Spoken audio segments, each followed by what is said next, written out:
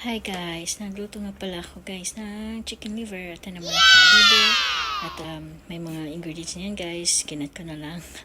Tapos hindi nga pala to sponsor ni Mang Tomas guys. Ayan guys, pakuluan natin ng konti, tapos lagyan natin yan ng boiled egg mamaya. Tapos yung para hindi masayang gulay guys sa ref, mga tira-tirang gulay yan. String beans guys, batong kung sa Bisaya, ewan ko kung anong sa Tagalog, yun ako sure. Ayan guys, mix lang natin yan, mikos lang yun guys. Tapos lagay na natin si Mang Tomas, yung sarasan ni Mang Tomas.